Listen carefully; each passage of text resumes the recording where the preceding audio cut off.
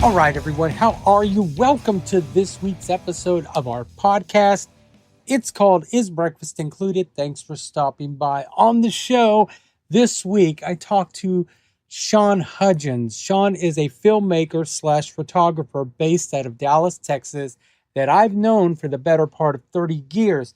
He's also involved with the O'Keefe Music Foundation, based out of Cincinnati, Ohio. O'Keefe Music Foundation is a nonprofit music organization that offers free lessons, camps, recordings, and videos to students from all over the world.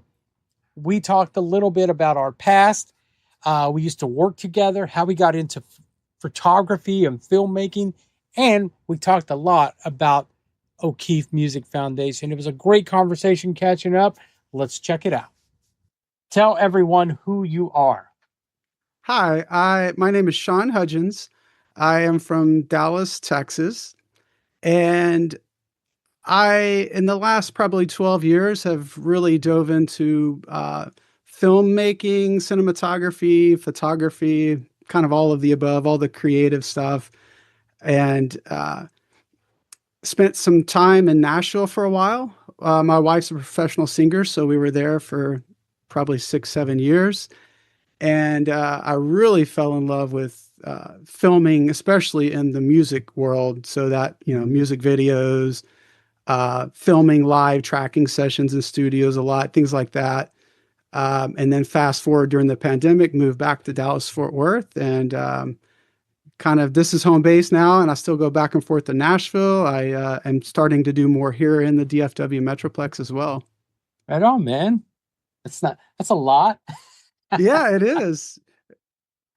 So, Shawn, I've known you, man, I guess the better part of almost 30 years now. My kid's 28. He was a kid. He was a baby when I met you.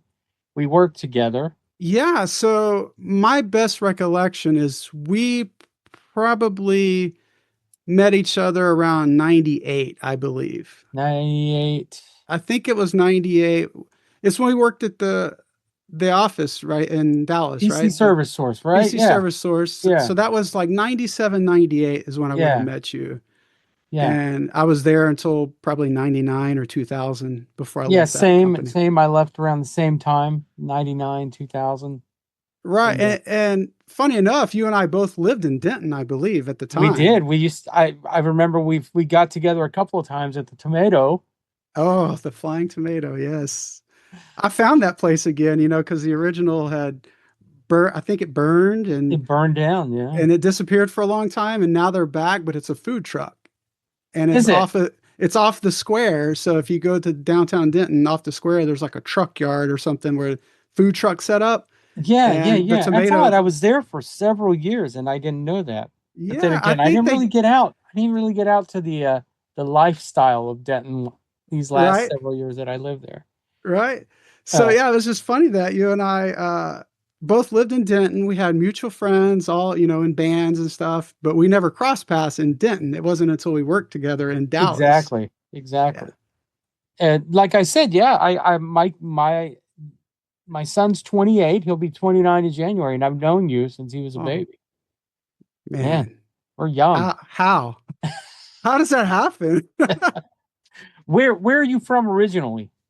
Well, I was born in Dallas in 75, and then around first grade, I moved to East Texas. So I was out by Longview, Tyler. I actually lived in Henderson. Yeah, Henderson. Yeah, but it's right by Longview, Tyler. And my dad was in the oil field business, and so he got transferred out to the oil fields in that area. So I was there and through high school. Couple years at Kilgore College. We called it, 13th grade, the junior college. and then in 95, I transferred to UNT. And so ever since 95, I've been pretty much in this area. So yeah, there's some pretty big stars from out that way. Miranda Lambert. Yeah. Kenny Rogers, Kilgore, Texas. Oh, I didn't know that. Yeah, Kenny Rogers is from Kilgore. Casey Musgraves is from out that area. Yes. Yeah. Isn't Don Henley's from Lindale or something, right? Lindale. Or yeah, Yeah, he's from Lindale. Yeah, something in the water out there, good there or is. bad. And you can even trace it further back. When I moved back in 2020, I did like a deep dive on Texas blues. And there's some big blues guys that came out of like Gilmer, Texas. Gilmore and Wortham, Freddie Texas. King. Yeah, Freddie King is from Gilmore. Blind Lemon Jefferson is from Wortham, Texas, which is down Okay, south of Corsicana. So awesome. Lefty Frizzell from Corsicana. We could sit here and talk about all that. Well, I just had this conversation. I was out in Lubbock working with a couple guys from Nashville. They went out. I met them there, and they're music producers, songwriters. But we got in the whole conversation, and man, they were talking about how many different artists are from Texas and how rich the music is in Texas. Yeah, And they were specifically mentioning how there's this whole red dirt circuit. Like you could be a Texas artist and almost never leave Texas and just tour exactly. Texas only. Yeah, they make a dude. There's so many artists that have made a living off Texas, Louisiana, Oklahoma. Those just that, and they've been doing it 20, 30 years. Wow. When Sly Stone died recently, a lot of people were surprised to find out he was from Denton. Okay. Yeah. So, and one of the crazy things that I found out about Denton, do you remember Zebrahead?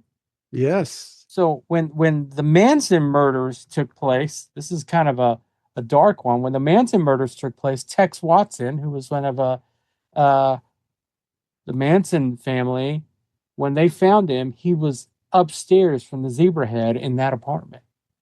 No way. Yeah. That's Wow, a I was creepy one. I was just outside that place not that long ago. I was meeting a friend there, and we were just kind of walking around, seeing what all changed. But the zebra head was still there. I Yeah, was like, that wow. place. I don't think that place is ever going away. I don't think you can get rid of it. No. No, no, no. Um, when I met you, when we worked together, you were more in the tech world. Like you were Yes. really in. I remember sitting at the Flying Tomato and you just going on about mp3.com at the time.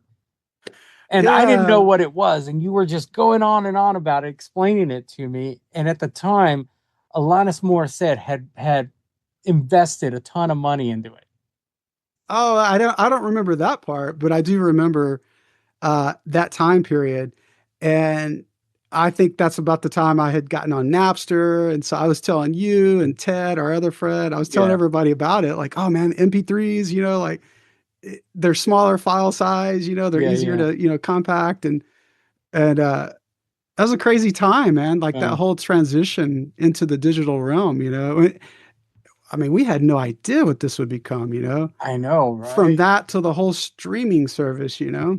Spotify, Apple Music, it was crazy at the time. We thought we were tech heads just downloading from LimeWire, I know. ruining our computers. Oh no. Dude, I worked at a tech company at the time because my degree at that time, I was in computer information systems at UNT. And so then I became a Microsoft engineer and I started teaching classes, uh, Microsoft classes. And the company I worked at, this is the time of AOL dial up, right? At home, you had dial up internet. And so the company I worked at had a T1 line, which to me, I'm like, oh my gosh, this is super fast. Yeah. Like it's nothing compared to now. But I had a removable drive that could go into my home computer and my work computer.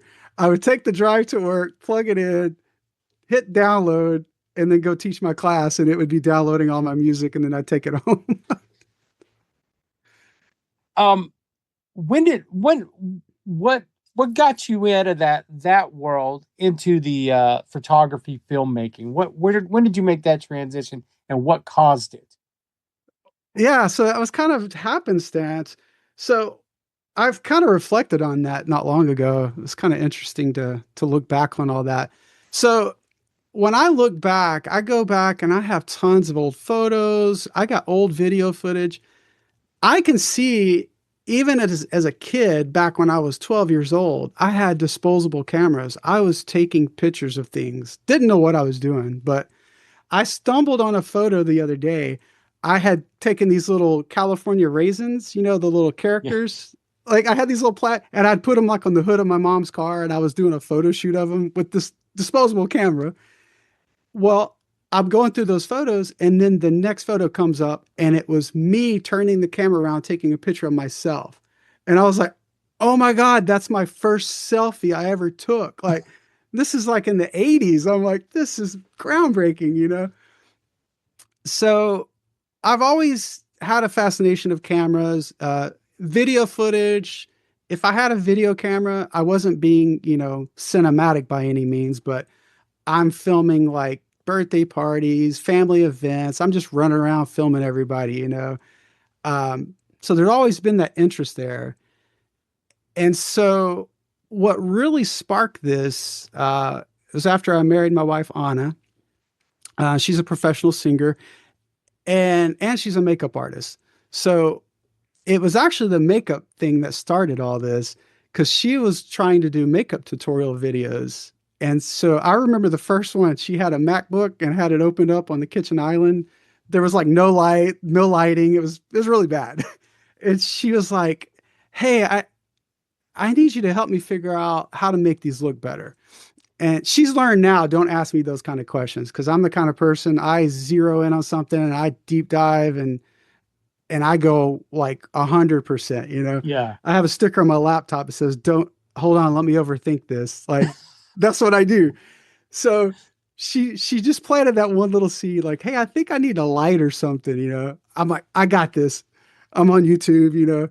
She comes home one day and there's like three massive softbox light, one like overhead, two on the side. She's like, "What is all this?" I'm like, Is a softbox light? Is that the one that looks like an umbrella?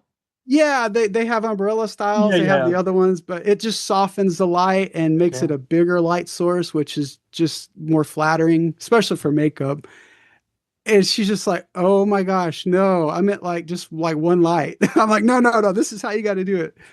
So by her asking me to help her figure this out as I started learning it, then I was like, not realizing that the fascination had always been there, but Hmm. now this really sparked something. I'm like, "Oh, this is cool." So then I'm looking into microphones, to clip on people, and I started filming my grandparents. I did interviews of grandparents, Anna's grandfather, got all these stories, and we're talking like hour, 2 hours of footage of them just talking about everything.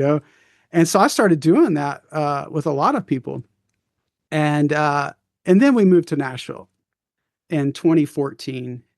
And at that time, and you will relate, like every musician these days, it's content, content, content. I Yeah. mean, this is a media machine that you have to feed continuously. It never stops. And as an independent artist, you don't have budgets. So you really have to figure out how to do this yourself. And And I think that's why everybody's so used to social media, vertical video, on the phone, Yeah. that most artists are able to do a lot of this themselves because that's what people are used to seeing anyway, is just iPhone selfie footage. Um, but at that time in 2014, we weren't quite there yet. Yeah. And so she was always like, "Hey, we need to make a video. I need to make a music video to post. I need to do this. I need to do that." So I'm helping her trying to figure out, okay, how do we do a music video? And I had a friend, Joel in Nashville, that helped me on the first one. He helped me shoot it. He sat down with me on my computer. We edited it together and I was hooked at that point. I was like, "Oh, this is fun." And it awakened this creative side in me that I think was probably always there. Yeah. Because when I think back as a kid, like I used to draw a lot. I was really into drawing and stuff. And then closer to high school, I just kind of that faded away, and I started working, had a job, and you know became older, I guess. And so I'm not completely shocked that I stumbled back into that. Yeah. And so it just awakened that in me. And then it was we had been meeting producers, songwriters, different people. And there was this producer friend of ours, Michael Latanzi, has this amazing studio in Nashville, Latitude Studios. we were out there one day for something. I don't remember exactly why, but um, we were talking about doing a video or something. And so he knew that I had started filming my wife. Yeah. Well, then he called me up one day. It was like, hey, I got an artist here from Canada and he needs somebody to film a music video. Can you do it? And I was like, sure. Like, I guess. And so I drove out there, filmed the video, and turned out pretty cool. It was such a fun experience, and that all of that pretty much, was the catalyst that started all that. Yeah. And during all this, I have a day job. I had started an appliance repair company in 2000. So I'd had that going. I had a couple other small business things happening. I was working remotely from our house in Nashville and going back and forth, once a month, I'd fly back to Dallas and work for a week and then go back. So all of the video stuff that I started doing at the time was all organic. I wasn't trying to go out and find work. It was all word of mouth. I put out that one video, other people see it, somebody calls, and just everybody you meet. Yeah. It was never like, Networking. oh, I got to advertise, I got to get, it was Yeah. all just networking and just meeting people.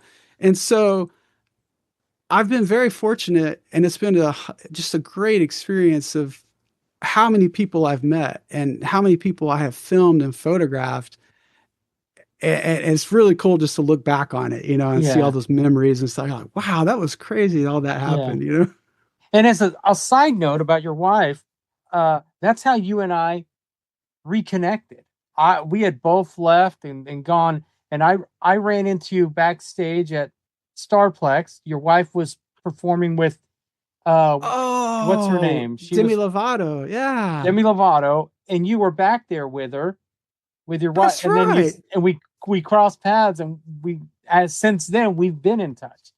Dude, I She was totally one of the forgot. backup singers. Yes, dude, I totally forgot that. Yeah, Like, I completely drew a blank. Now I completely remember that night because it was the Jonas Brothers and Jonas Demi Brothers, Lovato, Demi Lovato, and and you had been called in to come assist backstage, right? yeah, yeah, and we started talking, and I was like, "What are you doing here?" You're like, "My wife sings backup for Demi," you know. Oh, dude, that is so crazy. I So yeah, love that's that. and then and we just we exchanged numbers and we kept in touch since then. Yeah. That's right. That was Ah, just a thanks. side note when you mentioned Ava, Thank you for that's how. reminding me of that, man. Yeah, I had totally forgot about that. You're right. And then like we were in Nashville and you came through town I and we came met through up. town. Yeah. We connected. Yeah, It's and always we brief because when you're on the road, it's like, yeah in and like I out. could yeah you came by the bus in the morning before we loaded Yes. in, and then you It was came like to the right show. next to like BMI or something Yeah, over on Music Row. exactly.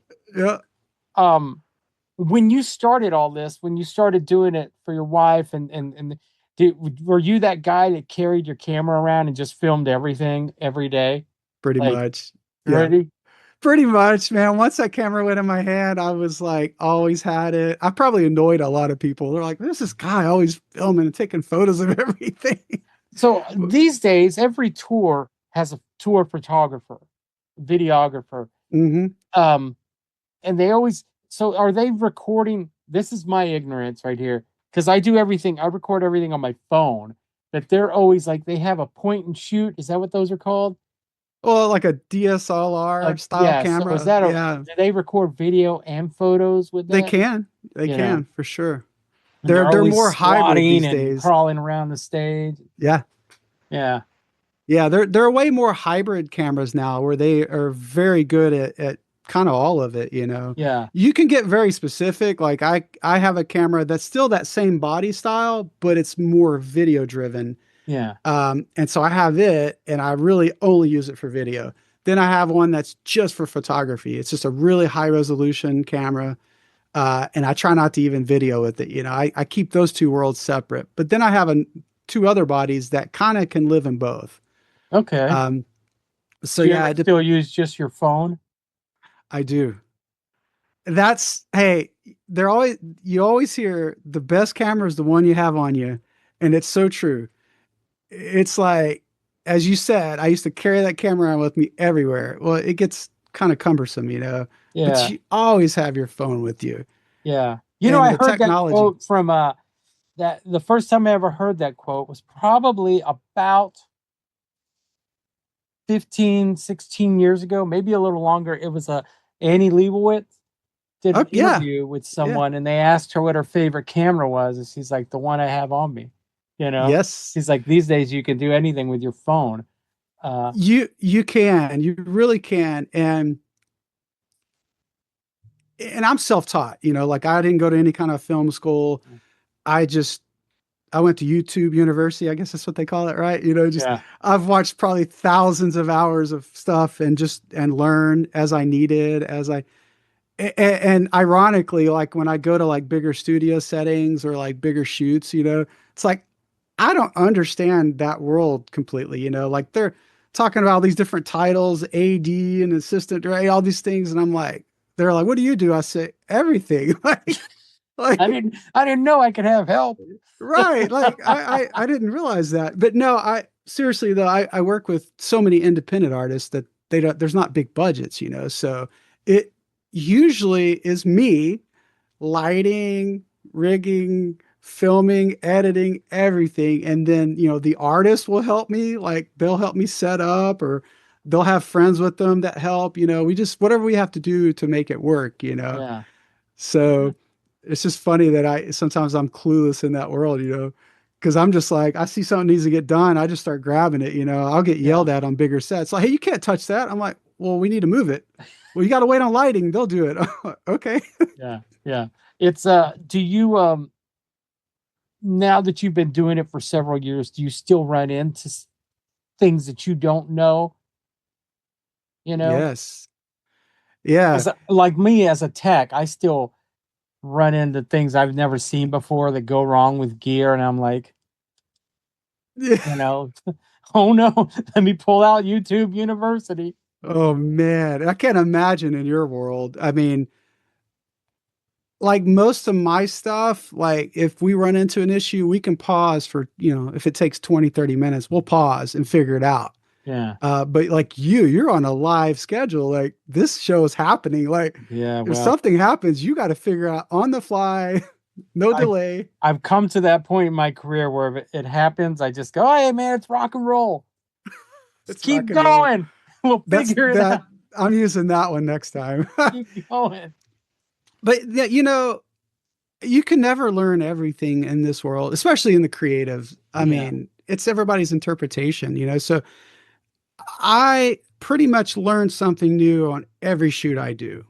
yeah, I get around people, whether they do video or photography or not, they'll throw out something like an idea or they're like, hey, I saw a guy one time do this with this camera. I'm like, I didn't know you could do that. Like, and I try to save those things. And the other thing I battle is, as I get older, there's things I learned 5 years ago filming that I have completely forgotten. And I'm filming nowadays and I'm like, oh yeah, I forgot about that. Or somebody reminds me, I'm like, yeah, you're right. I used to do that and I completely forgot about it. yeah, So it's always an internal battle with the memory. yeah. Same, same. It. I think it's like that with any type of creative job or any like you're not in accounting going, oh, I forgot how to add. Right. you know, Right. accountants and those cats are not doing that. But I think anyone in our line of work as an umbrella, you know, Yeah. Well, and with music and visuals, um, it's challenging. You'll have an artist. I have some artists that have no clue what they want the video to look like. They're like, "That's what you're for." Like, I trust you. You go. And then I have artists that already have a preconceived idea in their head, and so they're trying to explain that to you, and you're trying to interpret what they're telling you, and then now you got to figure out how do I get that on the camera. yeah.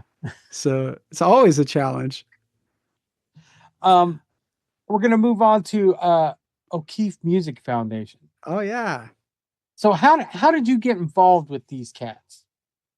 Yeah, so what's so crazy about that?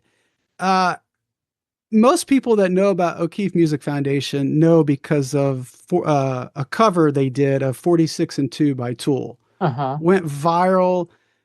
And when people see young kids crushing complicated music, like you can't help but share it, you know? So that Yeah. video goes everywhere.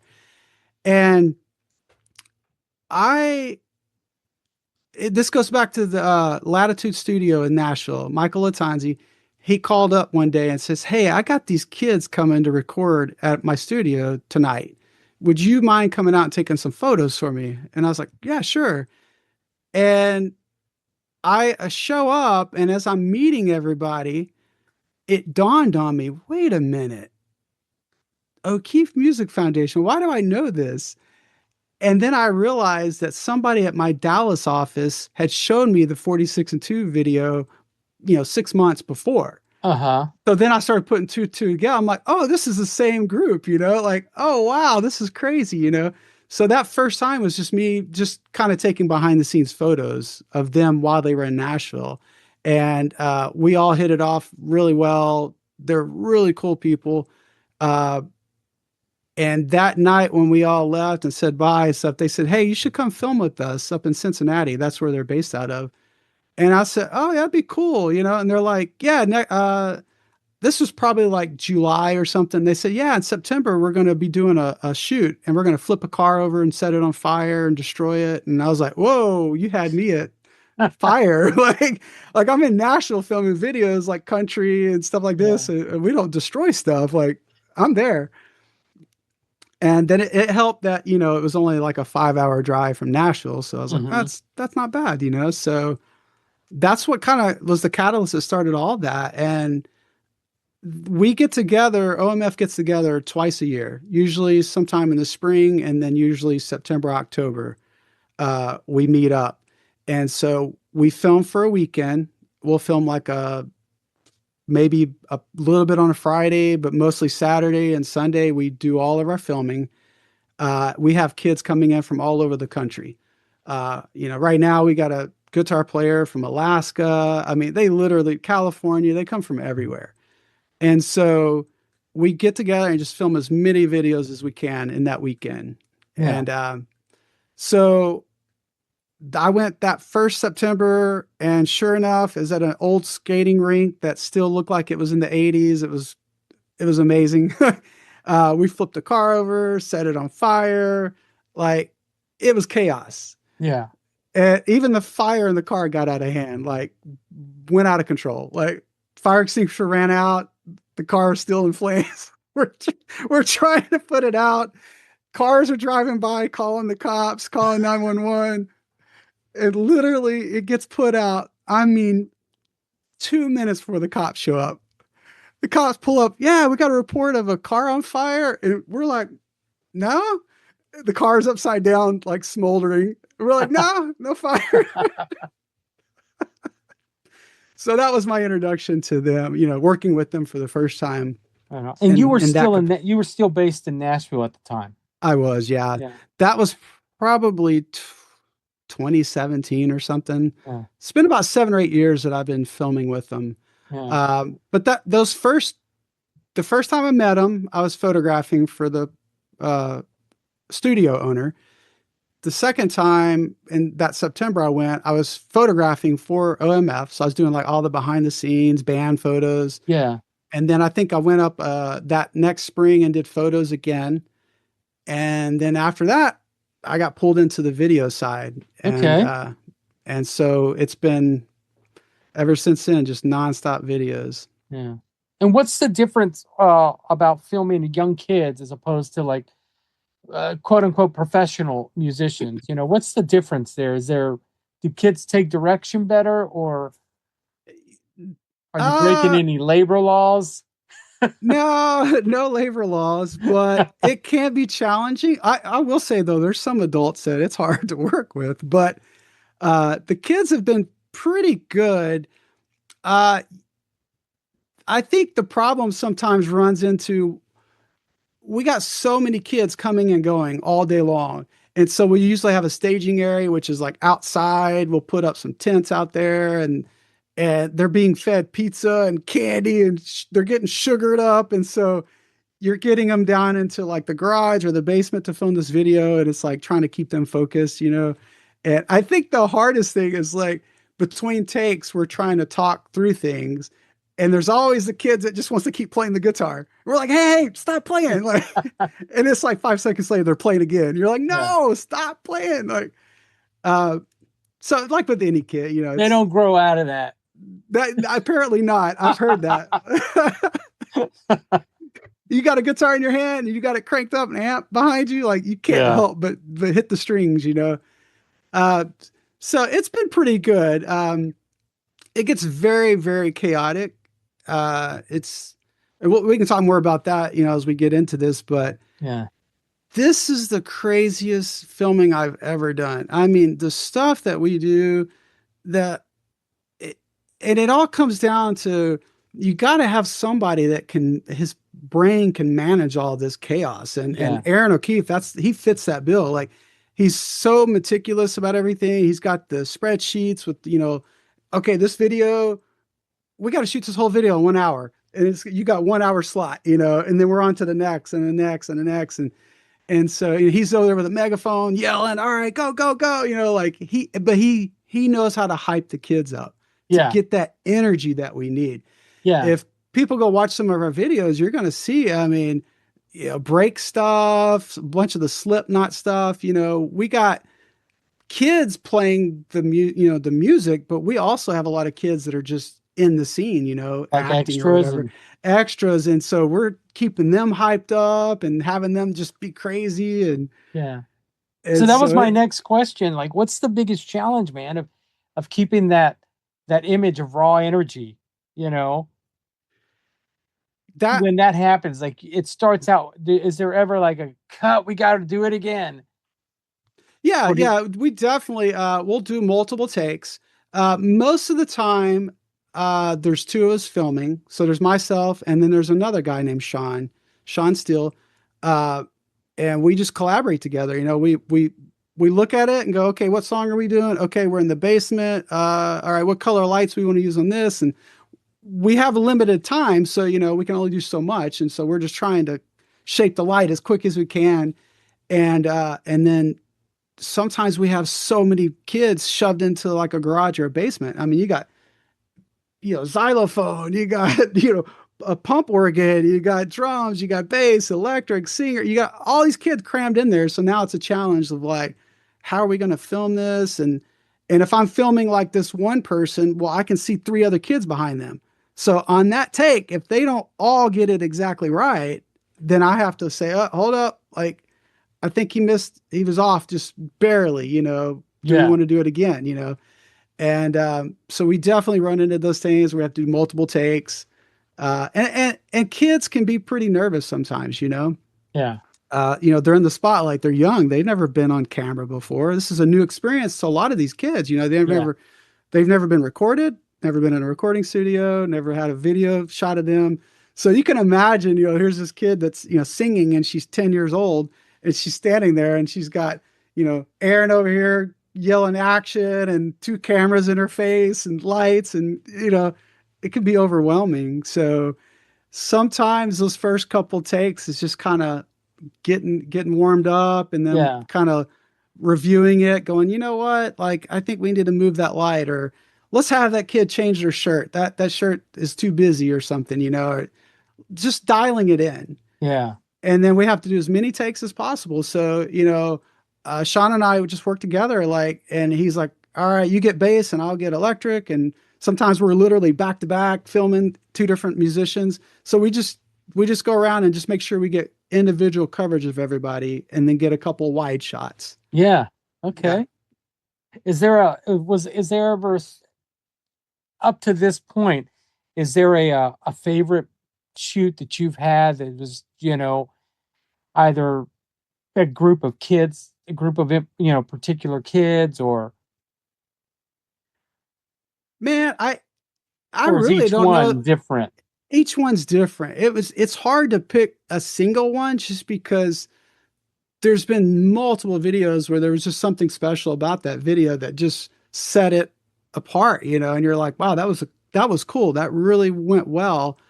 Um, I'm trying to think of I can't really think of just a favorite. We had a lot of fun on the Nine Inch Nails Wish.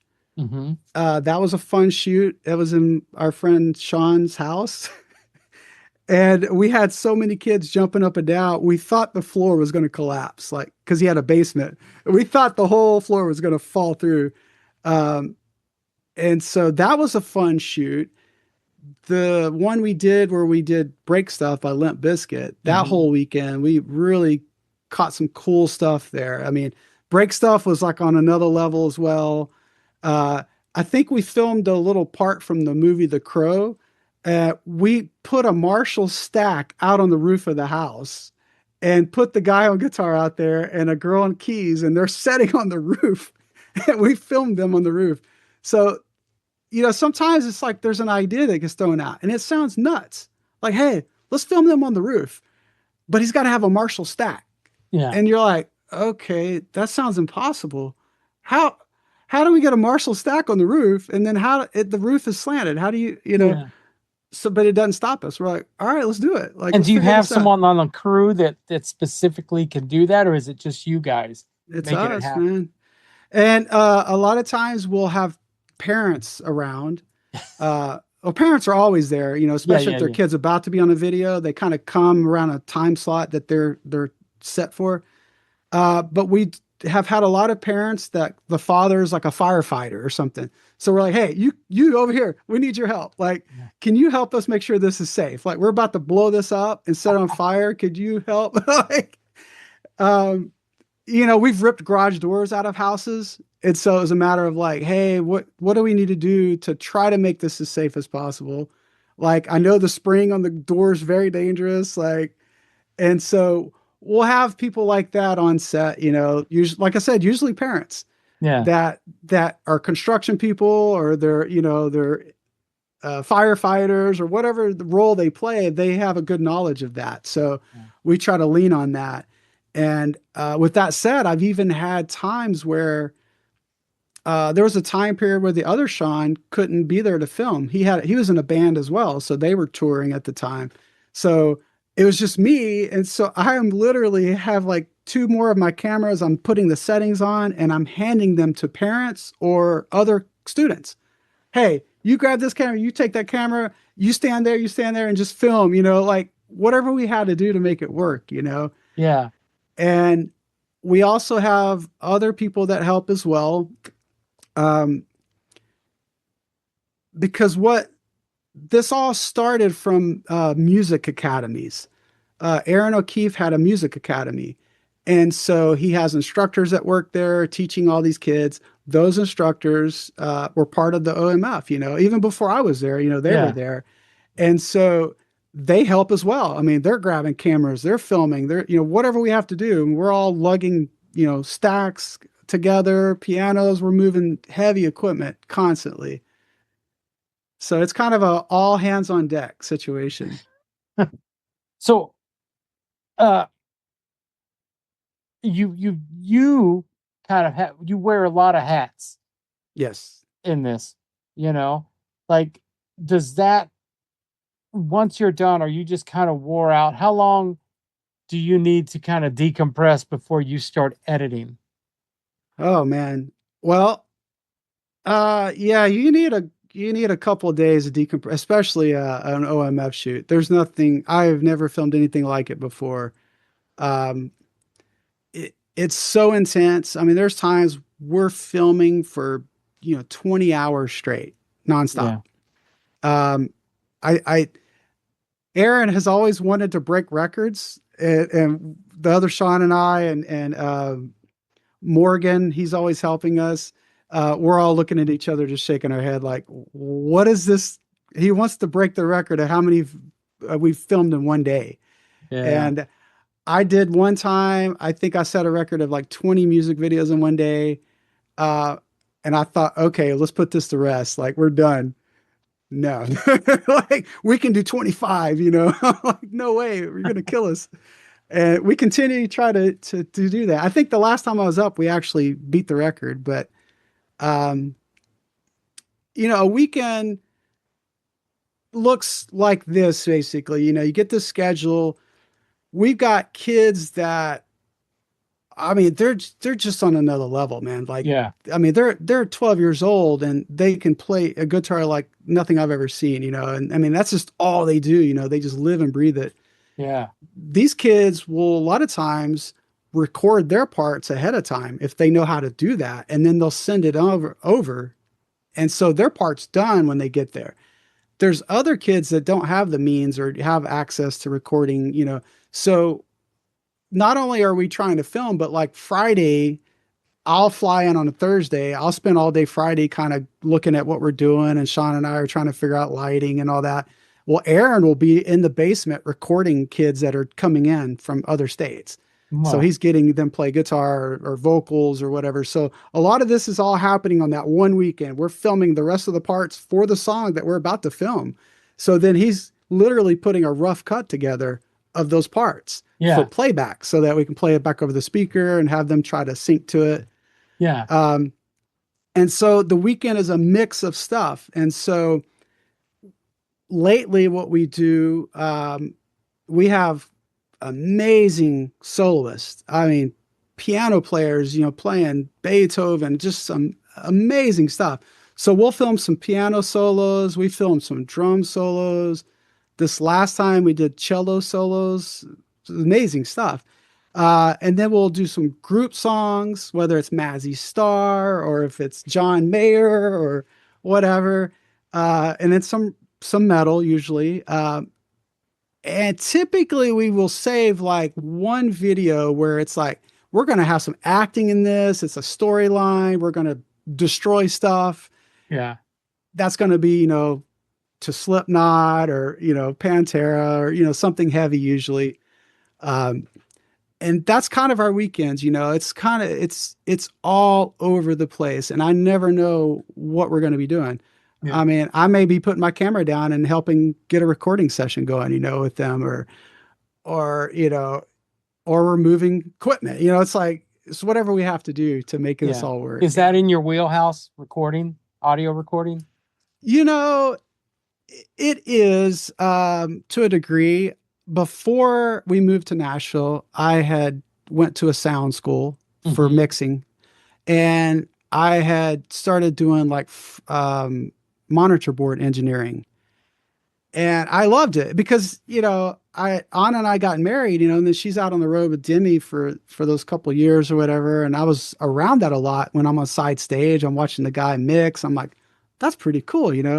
I love music, and this would be a cool way to like be a part of it. I'm not a Yeah. musician. Like I've tried to play guitar over the years, but I have no rhythm enough to be able to play. That doesn't stop some guys. Well, yeah, true.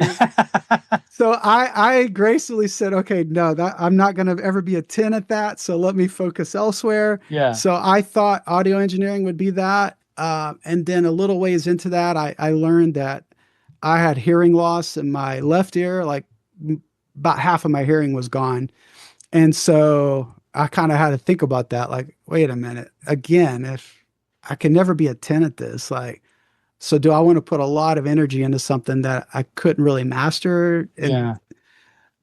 so Is I that was kind always a of, goal of yours, Sean, to be a 10 of whatever you're doing? A 10 or more? that's what I strive for. I don't know Yeah. if I ever will hit it, but that's definitely my goal. And that's why I have that sticker on my laptop. Hold on, let me overthink this because it's just, that's how I've always operated. Like, I'm like, hey, if we're going to go to the trouble of doing this, let's try our best to do it the best it can be. Yeah. Now, I know it's not going to always be that, but that's where I set my mark. and, uh, and so what I struggle with, in other realms is that perfectionism. It's like Yeah. I look at something, I have an idea and I want to do it, but my brain goes, okay, hold up. Let's go get all the little pieces together that we need to do this. Your podcast would be a perfect example of this. If it was me trying to do a podcast, I would overthink it. Well, I got to have this, the studio's got to be perfect, the lighting's got to be perfect. This has got, I got to have all this ready before I can start. Yeah. And what I'm learning over these years is like, that's you're way better. Just go. Just start doing it. The first one may You not just ever have be great. the closet in the back here. Yeah, just hey, but you're doing it. That's all that matters, you know? Yeah, yeah. Sometimes I go, man, I like I see other folks podcasts and I'm like, I could do better in my background, but this is kind of who I am. I'm a messy musician. Lean But into it, man. whatever. Because people are going to come listen to you because of what you're talking about, your stories and your experiences. And excuse me, you're out on the road, man. You're seeing a lot of cool stuff, you know? Yeah. That's what they're there for. Yeah, I think. Yeah, they want to hear your expertise. They want to hear what you experience and what Yeah. that life's like. And yeah, Well, so there's no reason to overthink like I would, you know, and try but to go all out. overthinking's good sometimes. My partner in this, Lisa, she's I don't want to call her the overthinker. She couldn't be here today, but she's the one that notices the things that need to be done. And like I've always told everyone, like if it was left up to me, you might get one or two episodes a month, every other month. But Yeah, she's the, you know, consistency. she's the consistent one. So it's Hey, good you to got have that synergy with someone, you know. you really, yeah, you need that, you know. But I guess all I'm getting at is you can't let that idea of perfection cripple you Yeah, into not doing anything. yeah, Because I've caught myself doing that. Oh, well, hold on. I can't go shoot that documentary yet because I need this lens to do what I'm thinking. You know, yeah. like there's always something that's that one more piece that I need. And it's just like, man, I just got to get out and start You know, doing when it. we started this, I was like, I need all this gear, and it was during the tail end of COVID, and I bought an SM7B, and now it's down to I have these two wireless mics that I do on the road, Yep. and I have this Tula mic that sounds just as good as the 7B. Uh, but of course, here we are almost 5 years later. I didn't know all that back then, but Well, I and it goes needed all the gear. I needed the recorder. I needed, right. know, So it goes back to what we said earlier. You know, like the best camera is the one you have on you. Well, exactly. in your case, it's yeah, it's the equipment that you have on you. It's Hmm. like, yeah, SM7, all these things, you know, a little mixer. I mean, that would all be great. But let's face it, you're on the road, you're always on the move. Like, does that match that workflow? It I used to doesn't. carry a Pelican with the mics and the recorder and the cables, and oh man, and I'd carry it on tour with me, and it was just a pain in the ass. Yep. Now everything I have fits in a bag, a small bag. So now you're more likely to actually do it, right? Because Yeah, it's a yeah, lot easier.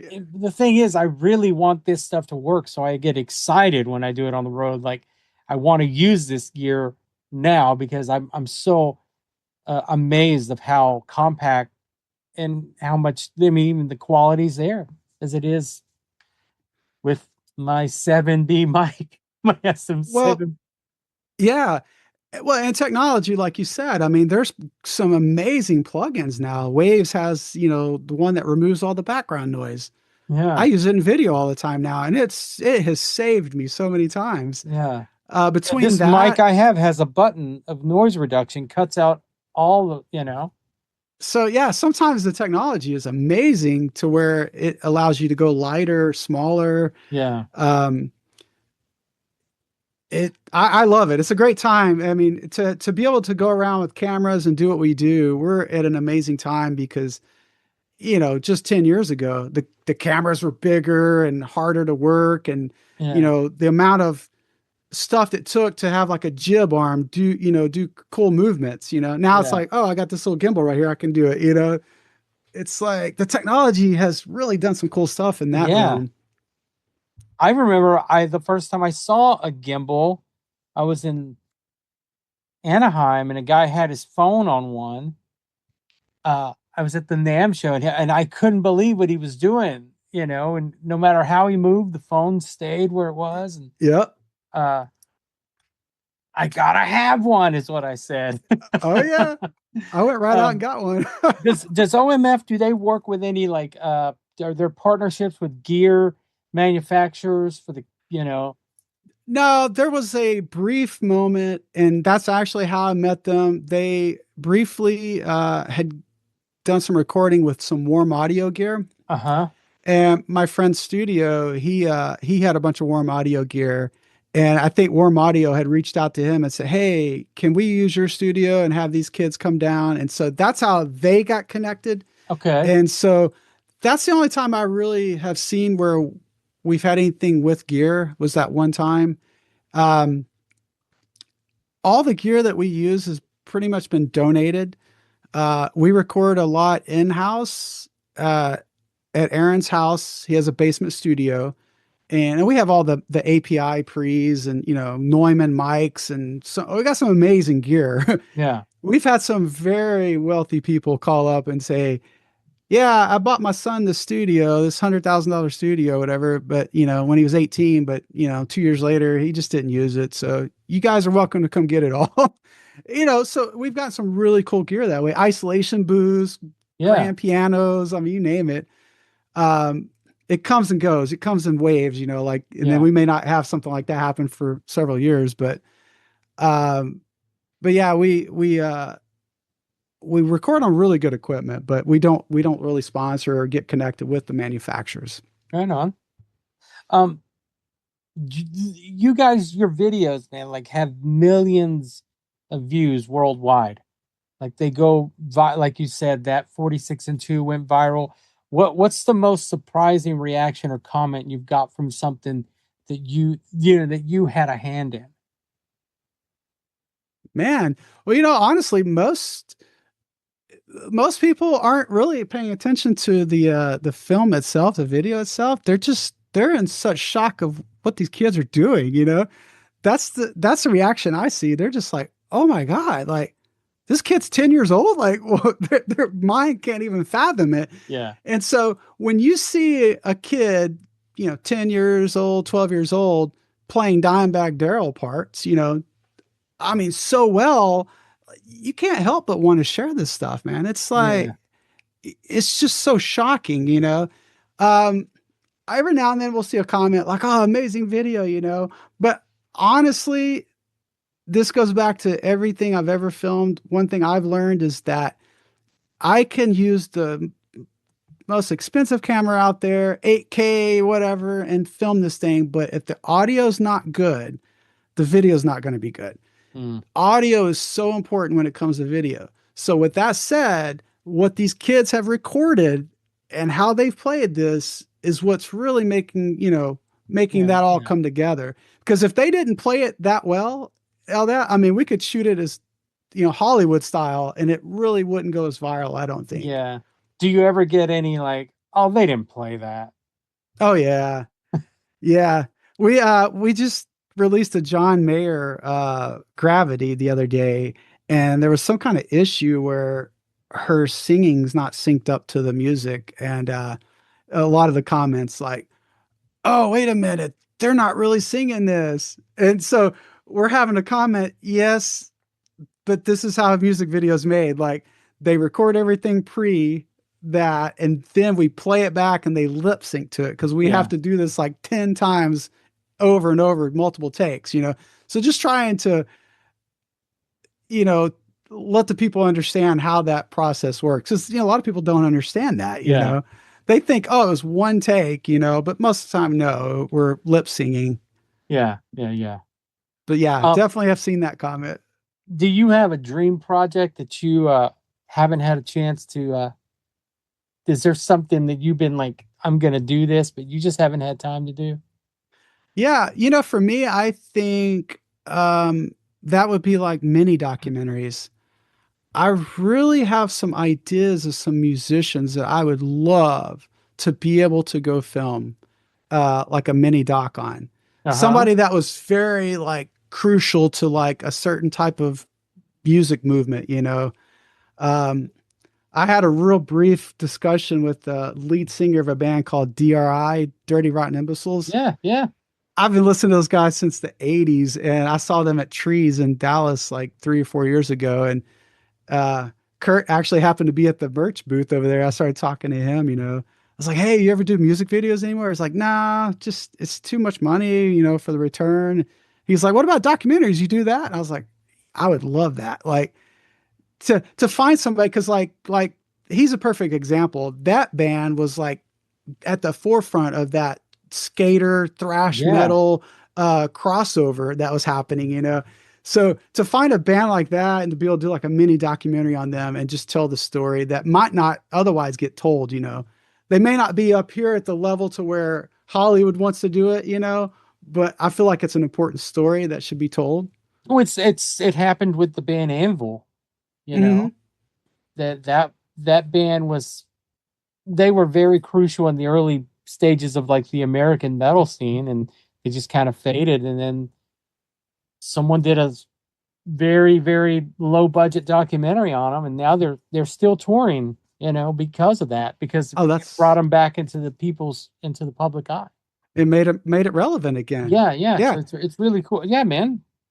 Yeah, so I think something like that would be what I would want to do. I always love music videos. I just love the freedom of the creativity. I mean, it's like Yeah, the song is already done, and it's like you got, if you're working with the original artist, you might talk to them like, what does this song mean to you, so that I can yeah, try to come up with the visuals for that. But if you're doing a cover song, you got a little more freedom. yeah, yeah, yeah. So just be able to get crazy with it. I love that part. And so definitely the mini docs. And that definitely is going to have to be like a passion project, just one I want to do that I can find the time to do it and just do it myself if I have to. Yeah.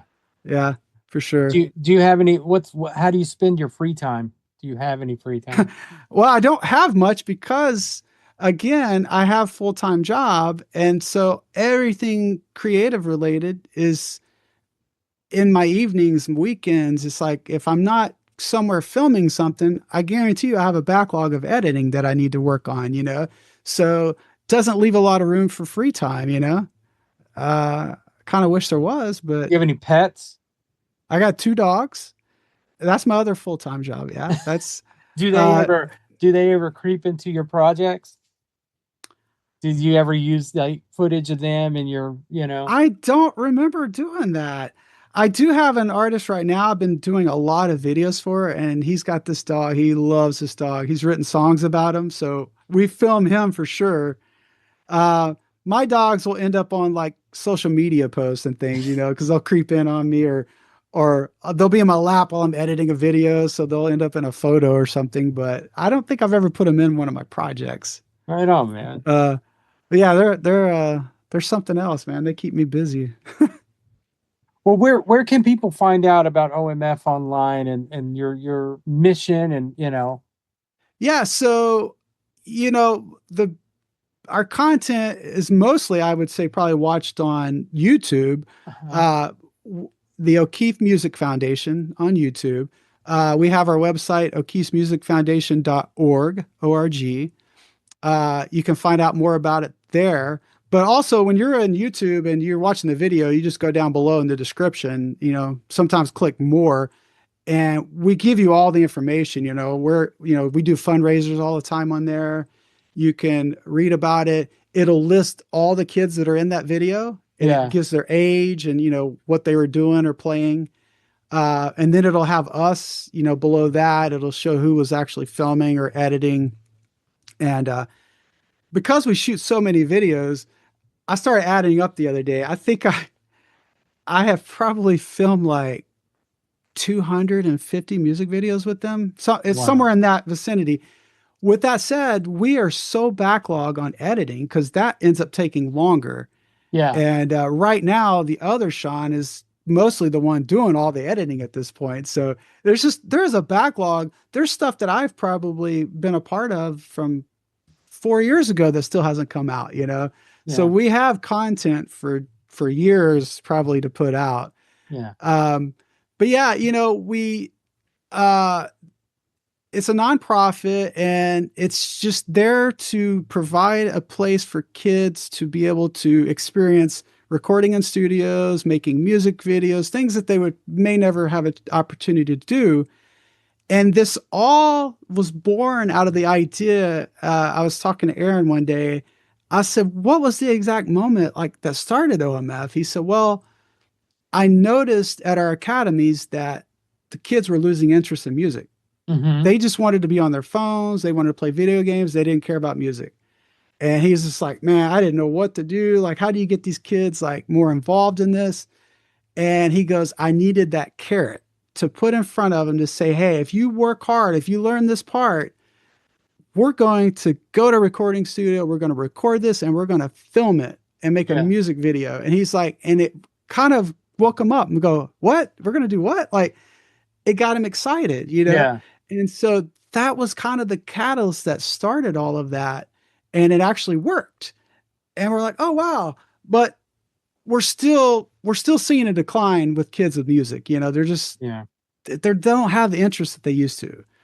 And so it's a constant battle keeping them involved, keeping getting them to practice and learn the parts, and that's what this whole thing is about. Yeah. And our earliest videos that are on YouTube probably go back to 2006, and a lot of those were just music recitals, some kids just in the studio playing some different stuff. I think the first video that we actually ever put out as a music video, I believe uh, it was a Joe Satriani song. I wrote it down right here because I couldn't remember. Uh, Satch Boogie by Joe Satriani, and that would have been around 2009. So that Yeah. was probably the first like That was all video that we did. Surfing with the Alien. That was his big breakout hit. That was, it's so crazy. Well, let me see if you remember this. Because back in high school, I did want to play guitar. I wanted to be a rock star, of course, like so many people do. But um, I would get the Guitar World magazines or these Yeah. different Yeah. magazines. Yeah. Do you remember the vinyl tear out, the square vinyl record you would tear out, Yeah. and it would be like I Steve do. Vai playing a That part? would that was Guitar World, and then Guitar for the Practicing Musician. It was Yeah. two magazines. Guitar World was for the guys who really could play, and Guitar for the Practicing Musician had the tablature, Oh yeah, and they had tablature. the little vinyl square in there. Yes. Man, I didn't even remember that we caught back up at that show that time, but I could remember that vinyl record that I tore out of that magazine. I'm like, my brain sometimes, I'm like, I don't know where it gets this stuff, but I, uh, I think I had torn out one of Steve Vai one time, and I remember he was playing, kind of talking you through how to play something, I think it Yeah. was. And I was like, man, that is so random, like, but so crazy to think that we didn't have internet back then. Now you This is just how scan we the had to learn barcode and everything. it brings up the YouTube tutorial of them doing it. Yeah. Yes, exactly. Yeah. So, but yeah, okay, so back to this. Yeah, we started, yeah, it was like 2009, I guess officially it was like would be one of the first videos, and it was probably a year or two after that that the 46 and 2 happened. Okay. And even that video, just how it happened was just uh Aaron, they went to Nashville for that session, and they recorded at the tracking room, which I don't think exists anymore there. But they went to the tracking room. Aaron had one of his friend or one of his cousins, one of his friends, going to help him video.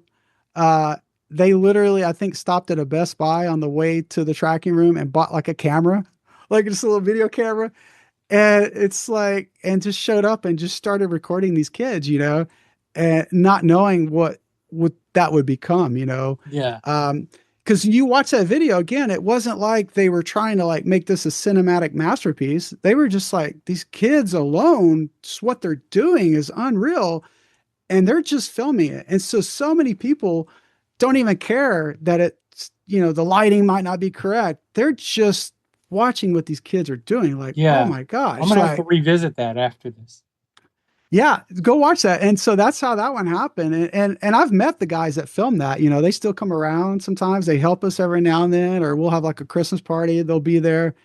So that was really the video that just kind of really put it on the map. And ever since then, usually every video we put out, especially metal songs, Loudwire and a couple other magazines, websites, they always pick it up, do stories on it. Rolling Stones will do write ups a lot of times. So there's continuously is momentum usually that Yeah. happens with that. I think 2 years ago we took over the Sirius XM Octane channel for like an hour on Thanksgiving, and myself, a couple of other adults, instructors, and some of the kids, we got to just talk and introduce songs that we're playing. So there's been some really cool experiences there. Um, Oh, even some of the kids have got to meet the original artists. We Yeah. had Zoe. She's the one that does the break stuff, and she did a Korn song, and it really took off. Well, Korn saw it and had her come out to a show, got up on stage. She got to meet him, get up on stage with them. Just such a cool experience. Yeah. That's cool, man. That's cool. But yeah, these kids can be in this program until they're 18 years old, and 18 they pretty much age out. Yeah. Um, for this nonprofit at least. But some of them continue on and start bands. Like 46 and 2. The singer in that, Kayla Rose, she went on and started a band called Saving Escape.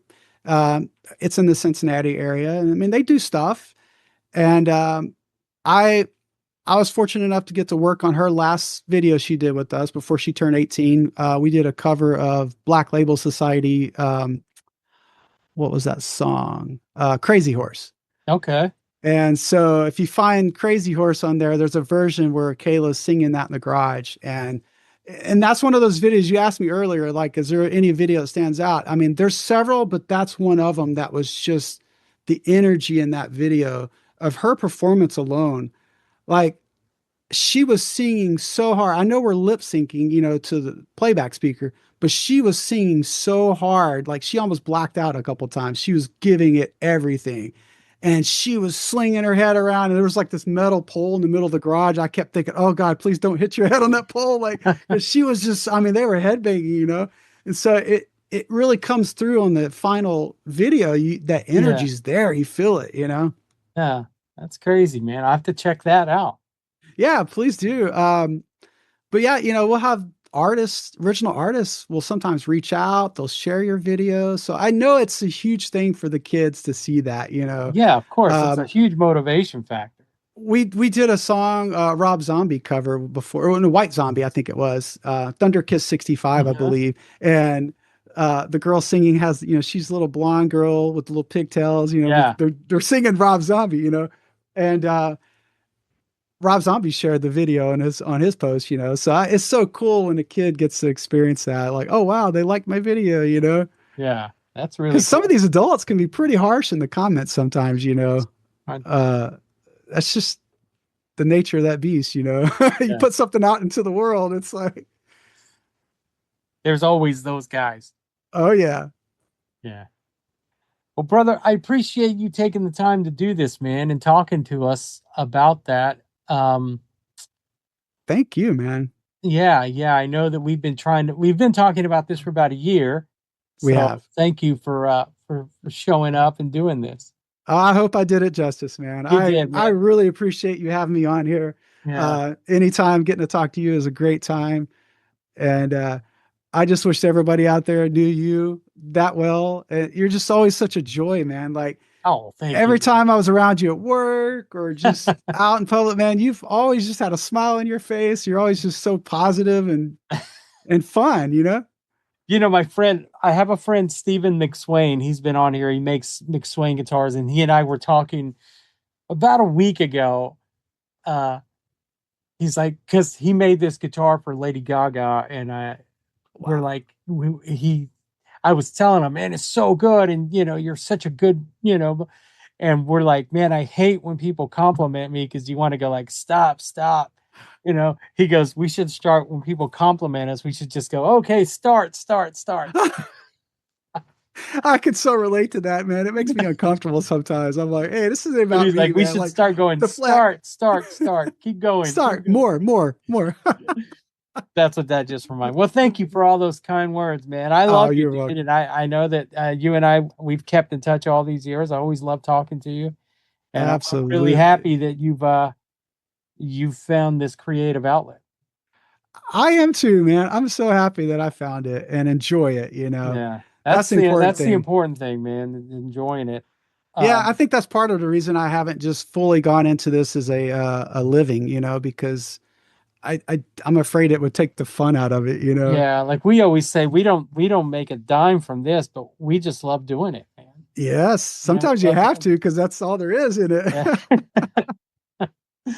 Well, man, our podcast, it's called Is Breakfast Included? If we were having breakfast, what would you have? Ooh, that's easy, man. Uh, Pancakes and bacon. That is like my go-to. My wife, she doesn't hear me right now, but she'd be rolling her eyes because breakfast is my favorite meal. I'll eat it 3 times a day. Me too, man. I Man, love it. That's I'm like, about to have a bowl of cereal when I get off this. yeah, it's pancakes and waffles and eggs and bacon, man. And I know Aaron O'Keefe and I, that's our thing. Like he doesn't eat that way a lot, like a lot of, you know, meat and stuff. So he looks forward to when I'm there because we sit down and eat bacon together. You know, like breaking bread, but we break Yeah, yeah. bacon. Yeah. Well, brother, it was good talking to you, man. I appreciate you taking the time to do this, and I look forward to seeing you. Thank you, Bernie. I appreciate it. Thank you guys. All right. Right on. Shawn Hudgins. Great guy, huh? Great conversation. I've known that guy for a long time. A long time. Check out what he has to offer. You can see what he's up to at ShawnHudgins.com. See what he can do for you. Also, check out O'Keefe Music Foundation on Instagram at O'Keefe_music_foundation. They have a YouTube page and Facebook page, all under O'Keefe Music Foundation. They're a nonprofit. See what you can do to help them out, make a donation, whatever. Check out their videos on YouTube. These kids are amazing. And while you're online, check out isbreakfast.com. You can follow us on Facebook and Instagram, rate and review our show on Apple Podcast, and go to our YouTube page and check out our videos. And while you're there, pick up some swag at our store. All right, guys. I want to thank Shawn for taking time to talk to us today. Have a great day. We'll talk to you next week.